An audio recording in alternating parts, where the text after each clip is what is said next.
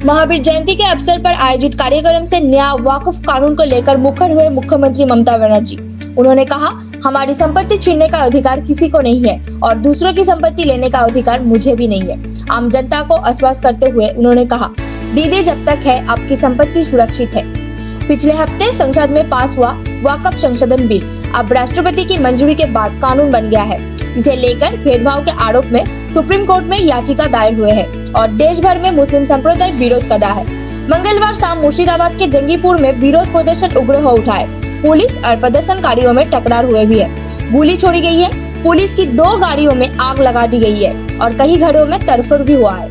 हालात काबू में लाने के लिए भारी पुलिस तैनात किया गया है। इस परिस्थिति में बुधवार नेताजी इंडोर के प्रोग्राम से ममता ने कहा, सबको जीने दो। यही नहीं, इस दिन भी मुख्यमंत्री ने मुस्लिम संप्रदाय के साथ खड़े रहने का संदेश दिया। सब जियो शांति का साथ और सबको जीने दो, ये हमारा पॉलिसी है।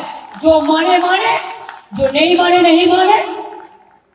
कोई कोई तो कुछ बताते हैं और बंगाल को डिफेम करते हैं। कहता है बंगाल में हम हिंदू धर्म को प्रोटेक्शन नहीं देता है। कौन देता है? बोलो, कौन प्रोग्राम में आप लोगों को रुक गया? हर समाज को हम पूछेंगे कौन प्रोग्राम को हम रुका है। Even I must give the credit to my minority community also. They have celebrated all the Hindus program also. This is Bengal. I am proud to say that.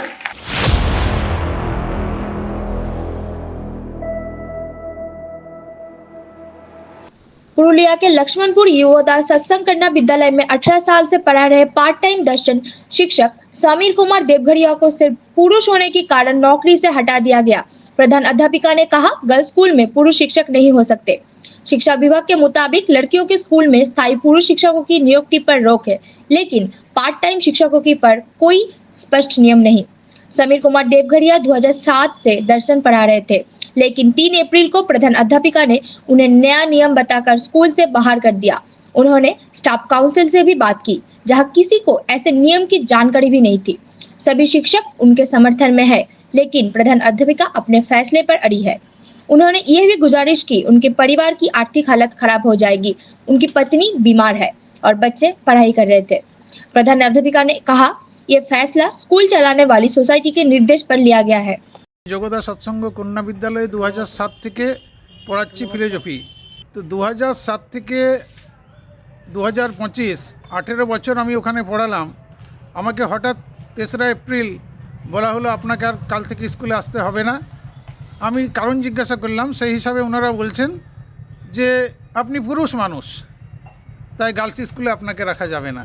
আজকে একবিংশ শতাব্দীতে এই ধরনের কথাবার্তা মানে কি বলবো, চিন্তা করাই যায় না। এটা একটা অমানবিক কাজ। আমি কাউন্সিলে জানাবো বিষয়টা, দরকার হলে আমি কলকাতা বিদ্যাসাগর ভবনেও যাব।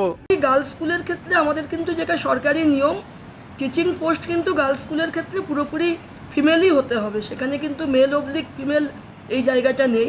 এগুলো তো স্কুলের পুরোপুরি নিজস্ব ব্যাপার। এই সংক্রান্ত আমাদের কাছে কোনো তথ্য বা এনাদের যে নিয়োগের যে ডকুমেন্ট ডিআই অফিসে জমা থাকে এরকম কোনো ব্যাপার নয়।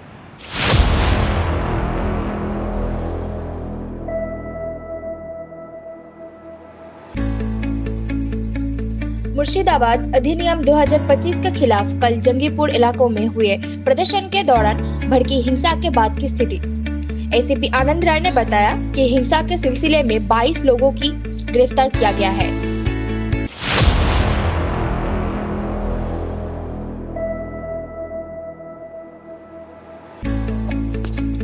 पश्चिम बंगाल जंगीपुर एसीपी आनंद राय और अन्य वरिष्ठ पुलिस अधिकारी कल जंगीपुर में हुए हिंसा के बाद स्थिति का जायजा ले रहा है।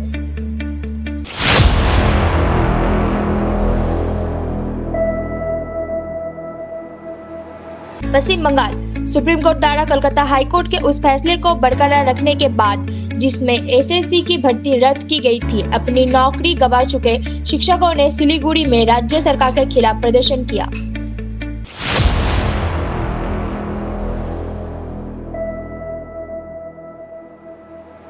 मुजफ्फरनगर के सलारपुर गांव में एक किसान परिवार ने 25 साल से साथ रही देसी गाय की मौत पर पूरे रीति रिवाज से पैरवी कर अनोखी मिसाल पेश की। गाय की आत्मा के शांति के लिए हवन किया गया और पूरे गांव को मृत्युभोज कराया गया। परिवार ने उसे बच्चे की तरह पाला था और आखिरी वक्त तक साथ रखा।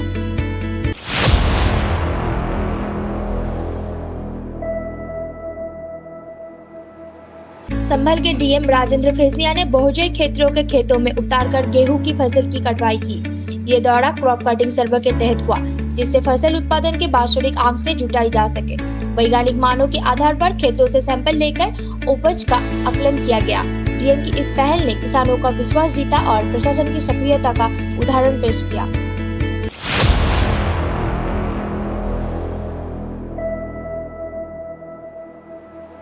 केरल के तिरुवनंतपुरम स्थित विजिंजम इंटरनेशनल सीपोर्ट पर दुनिया के सबसे बड़े और पर्यावरण अनुकूल कंटेनर जहाजों में से एक एमएससी तुर्कियों का भव्य स्वागत किया गया। ये विशाल जहाज करीब 24,346 20 फुट समय कक्ष ले जाने की क्षमता रखता है, जो इसे विश्व के सबसे बड़े कंटेनर जहाजों में से शामिल करता है। Adani ports and ACZ limited द्वारा संचालित विजिंजम पोर्ट भारत का पहला मेगा ट्रांसशिपमेंट कंटेनर टर्मिनल है, जो वैश्विक समुद्री व्यापार के लिए एक नया अध्याय जोड़ रहा है।